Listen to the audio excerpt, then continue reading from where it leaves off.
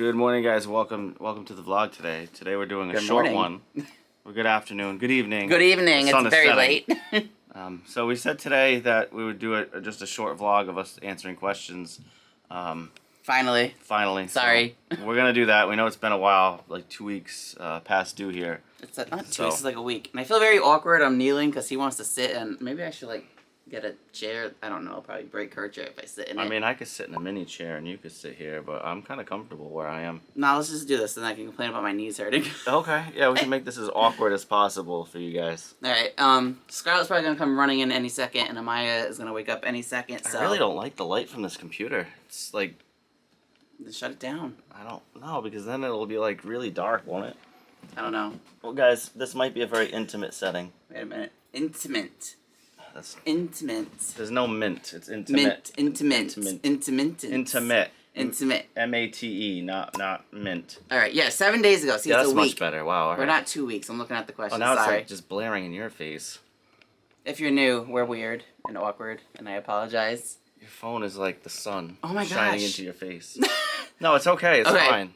All right, let's do this. All right, question 1. First question from Ashley Connie 6797. Do y'all want any more kids? Y'all are amazing parents. I Thank do. you. I just don't want to have to do. go through the process of having them. This is news to me. I didn't know he And did. paying to raise them. It would be nice to have more kids, but we're good where we're at right now. We're not like planning on having any more kids or anything like that. Obviously, if anything happened where Marissa got pregnant, I would be perfectly okay with it and excited and happy. But we're not planning anything like that. I'm good where we are now. If we don't have any other kids, that's just my answer. I don't know what you've got to that. So, for me personally, I keep going back and forth because I struggle with taking care of 2 kids at the same time. But with Scarlett in preschool, I feel more confident to bring another one. And, like, I don't know. Like, I do want another one. I do. I think 3 is what I want. But I'm just scared to do it. And like you said, it's just, financially, I don't know if we could. And, like, space, I don't know. Like, I just don't know how right now. And we're getting older, so, like, I just think about things like that. Like, I'm 37. If we have another one, I'll be so close to 40. Oh, God. And, like, I know people have their babies in 40s all the time, but I don't know. Like, I would like another, yes. But I don't know if it is going to happen. We might be done. And I don't want to admit that. So it's like, adopting or fostering is also always an option. I wouldn't mind being a foster parent. There's a lot of kids out there that need a home. So I'm open to that idea too. We've said this before, true. But I just don't know. I like being pregnant, even though I always end up with gestational diabetes. And way too many women say I like being pregnant. I like it. It's alarming to me as a man, because I don't know. My pregnancies they're actually smooth aside from gestational diabetes. Like, I don't know. And I don't know what any of that means. It's just, I'm in pain and stuff, like, towards the end, but I don't know. I like being pregnant. I like mind-blowing to me. Creating the life and having the baby move around. Pregnant. It's just, you never know, unfortunately. But do you want me to hold the camera? Because you're I'm good for now. You're struggling. All right, let me know. I can probably do 2 questions. So I guess the answer to that is yes, but we don't know if we are. Yes, but no. All right, next question is not popping up. All right, next one. We have 3 questions, 3 in 1 here. From the Leah Ray Show. 1, do you have any family trips planned? Not really. No, I wish. We want to go to the New England Aquarium. That would be nice, yeah. Scarlett has been asking. So that is, like, plans, but it's, like, something we want to do, but it isn't actually planned yet. We're hoping we can do it soon. I'd like to take a trip anywhere, even further away. We always want to do New Hampshire, but we never can seem to get that planned either. So, like, we have ideas, but it just hasn't happened. We're just stuck here in Rhode Island for some reason. A lot of the times, I'll set up, like, time off from work. I'll use my vacation time, and then something will happen to where we can't go.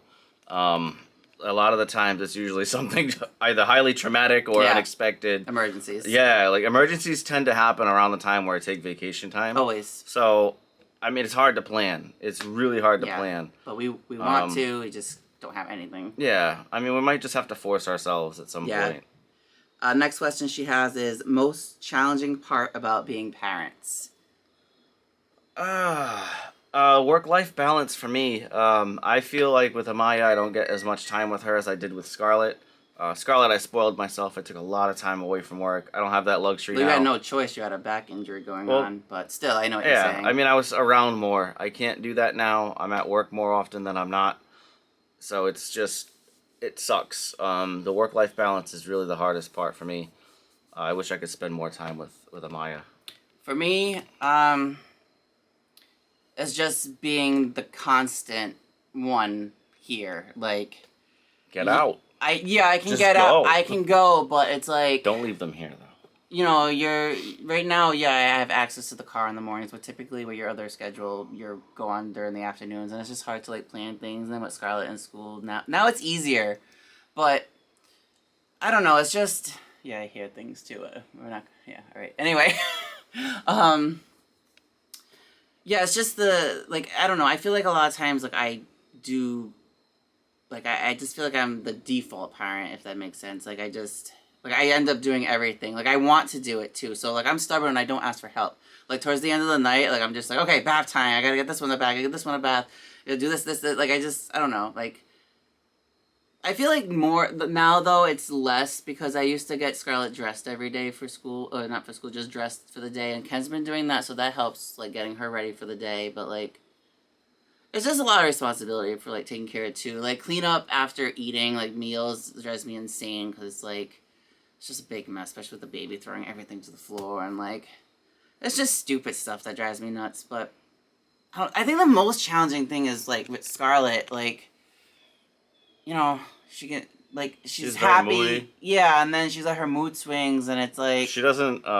it's hard to like handle sometimes. Yeah, she's especially kind of like especially pushes our buttons. yeah, especially by the end of the day where it's like I'm so tired. I don't want to hear, you know, Defiant. yeah, like And she doesn't quite get it yet. She doesn't understand the stress that she puts us through. yeah, it's just like silly stuff. Like okay, And we try not to let it get to us, obviously. We don't, I mean... you know, like silly stuff like Scarlett, you gotta go to the bathroom before bed. Yeah, no. I don't want to. Like, I don't want to wipe. I don't want to wash my hands. It's like it's all typical 4-year-old like stuff, but the it's just small like things, but it builds up. And Yes. It's like she doesn't get it. Like, you don't clean yourself. Like, you gotta... And then, like, you have to. you can only like remain like patient for so long, and then like I don't want to snap, but then I do, and then I feel guilty, and it's just like this whole like circle of craziness. But yeah, I don't know. Does that answer the question? I think it did. Challenging parts of being a parent. It sucks being snippy with a defiant Yes. 4-year-old because they just get snippy right back, and it doesn't solve the problem. So that's like a big struggle with her. But it's every kid gets that way. Yeah. Every kid has a defiant phase, so it's just something we're working through. All right, and her last question was pet peeves. I hate loud chewing. If I can hear you eating, I want to leave. I hate it. I cannot stand it. When people are speaking and you can hear the moisture in their mouth, that's another thing. That drives me crazy. Sorry, my knees hurt I want to now. like throw sand in people's mouths when I can just Sand. hear the saliva in their mouth. It's so annoying. That's really about. I mean, that's not about it. I have a list. I've got millions of pet peeves, but we can't get into them. That should be another video. It should just be my pet peeves. I'm sitting on this chair. That's adorable. My pet peeves, I have them. I just can't think of anything right now. What are my pet peeves?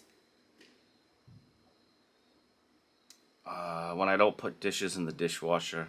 Yeah, that's stupid though. That's not really. No, that's you may say it's stupid now, but your response is. I can't think of anything. We'll come back to. I that. know I have them.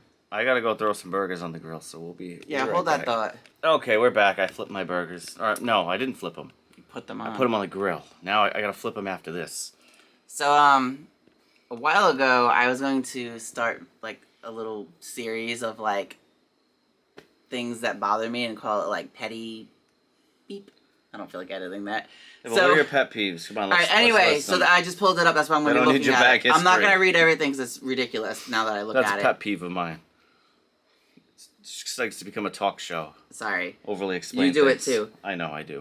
So, like, when you text somebody and they call you instead, like, that drives me absolutely insane. Yeah, we're like. I'd rather text. I don't know what generation we're like in between, but we're certainly in between two generations. One of them is call and one of them is text. So like, sometimes we'll text people and they'll call us. My brother's one of them. Sorry, Kevin, but if we text you, it doesn't He mean always call calls. us. I'm not gonna answer the phone.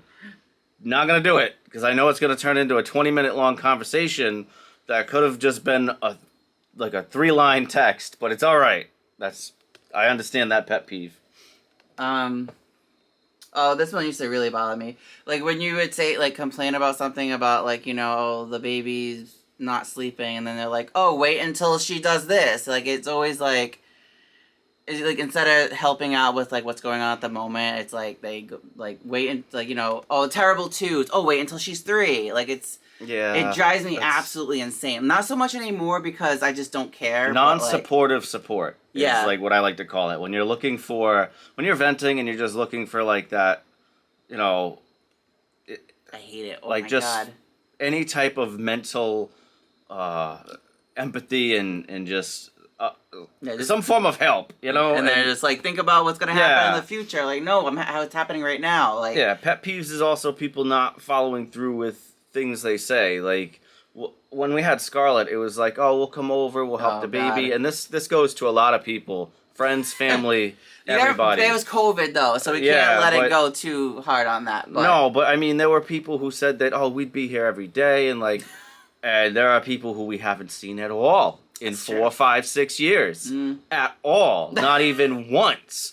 And I don't even know if we can consider them friends of family anymore at this point. Because it's like you have a kid and you get abandoned. It's like, poof, I'm like gone. Nobody wants to, like... That's anyway, but whatever. That's a whole other topic. I get it, but like, don't say you're going to do something and then not do it. I hate that. Yeah. Like, if I say I'm going to do something, I do it. Like, she knows it better than anyone. If I say something's happening, it's happening. Yeah, 9 out of 10 times, and there's a good excuse if it doesn't happen. Yeah.